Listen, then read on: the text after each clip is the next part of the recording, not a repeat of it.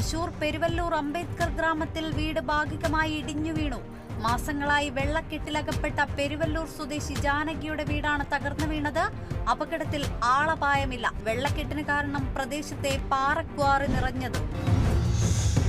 തൃശൂർ വിദ്യാഭ്യാസ ജില്ലയിൽ SSLC പരീക്ഷയിൽ 100% വിജയം ലഭിച്ച സ്കൂളുകളെ ആദരിച്ചു. സമാദരണം 2024 റവന്യൂ മന്ത്രി K. രാജൻ ഉദ്ഘാടനം നിർവഹിച്ചു. ചടങ്ങിൽ തൃശൂർ ജില്ലാ വിദ്യാഭ്യാസ ഓഫീസർ ഡോക്ടർ A. അൻസാർ അധ്യക്ഷനായി. തൃശൂർ എരുമപ്പെട്ടിയിൽ വൃക്കരോഗം ബാധിച്ച യുവാവിന്റെ ചികിത്സയ്ക്കായി വാട്സ്ആപ്പ് കൂട്ടായ്മ തെരുവ് ഗാനമേള സംഘടിപ്പിച്ചു. ഇരുവൃക്കകളും തകരാറിലായി ചികിത്സയിൽ കഴിയുന്നത് കടങ്ങോട് സ്വദേശി സുരേഷ്.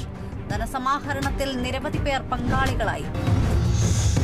കണ്ണൂർ പാനൂരിൽ മുസ്ലിം ലീഗ് കൂത്തുപറമ്പ് മണ്ഡലം തദ്ദേശീയം 25 എന്ന പേരിൽ ഏകദിന ശില്പശാല സംഘടിപ്പിച്ചു.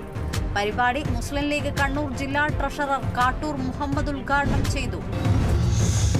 തൃശൂർ കൊടുങ്ങല്ലൂരിൽ 3 വനിതാ നേതാക്കളെയടക്കം 8 BJP പ്രവർത്തകർക്കെതിരെ 107 വകുപ്പ് ചുമത്തി കേസെടുത്തു. BJP ജില്ലാ സെൽ കോർഡിനേറ്റർ, മണ്ഡലം പ്രസിഡന്റ്, നഗരസഭാ കൌൺസിലർ ഉൾപ്പെടെയുള്ളവർക്കെതിരെയാണ് കേസ്. നടപടി ശ്രീകുരുമ്പ ഭഗവതി ക്ഷേത്രത്തിൽ ഹൈന്ദവ സംഘടനകളുടെ നേതൃത്വത്തിൽ നടന്ന പ്രതിഷേധത്തിന് പിന്നാലെ.